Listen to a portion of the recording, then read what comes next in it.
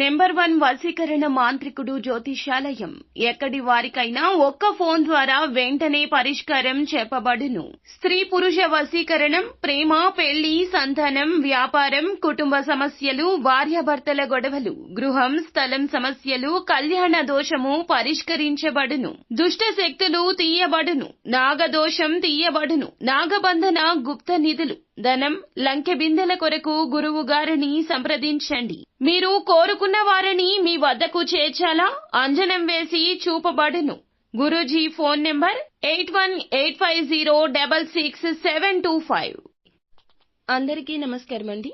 ఛానల్లోకి తిరిగి స్వాగతము. కన్యా రాశి జాతకులు జూలై మాసంలో 15వ తేదీన భారీ నష్టం సంభవించబోతుంది. వివరాలు మరి ముఖ్యంగా తెలుసుకోండి. ఏం జరగబోతుందో ఈ వీడియోలో తెలుసుకుందాము. వీడియో నచ్చితే తప్పకుండా ఒక చిన్న లైక్ చేసి మమ్మల్ని సపోర్ట్ చేయండి. ఇక ఆలస్యం లేకుండా వీడియోలోకి వచ్చేద్దాం. ఈ రోజున ఈ రాశి వారికి అంతర్గత ఆలోచనలతో కూడిన ప్రయాణం జరుగుతుంది. మనసులో పాత క్షోభ బయటకు రావచ్చు. ముఖ్యంగా కుటుంబ సమస్యలు, ఆర్థిక సమస్యలపై అవగాహన వస్తుంది. కాస్త ఒత్తిడి అనిపిస్తుంది. అధిగమించగలిగిన సామర్థ్యం ఉంది. వెనకడుగు వేయొద్దు. కాస్త గందరగోళంగా కూడా ఉండొచ్చు. ఇంటి చుట్టూ పనులు ఎక్కువగా ఉంటాయి.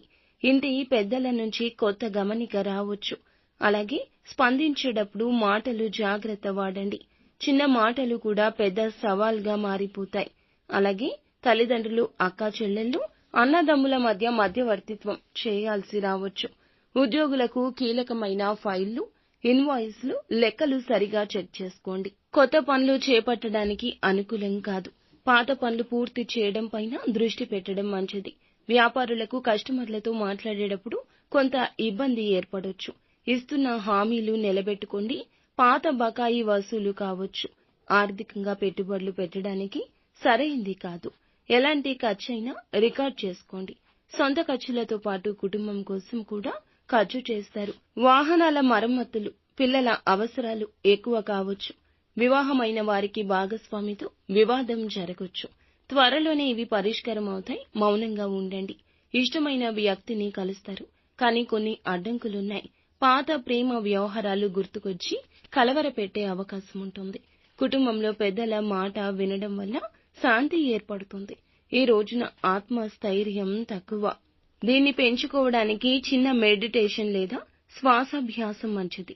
నడక, జాగింగ్ వంటి సరళమైన వ్యాయామాలు శారీరక ఉత్సాహాన్ని ఇస్తాయి. జీర్ణ సంబంధిత వ్యాధులు ఈ రోజున కాస్త ఇబ్బంది పెట్టొచ్చు. సంతానానికి సంబంధించిన ఆరోగ్యంపై కూడా జాగ్రత్త అవసరం.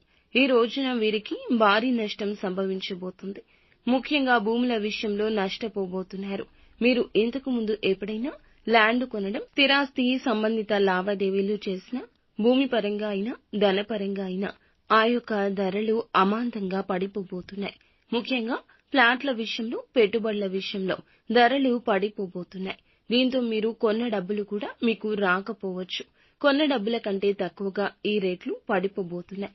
స్టాక్ మార్కెట్లో ఉన్న వారికి కూడా ఈ విధంగా భారీ నష్టం సంభవించబోతుంది.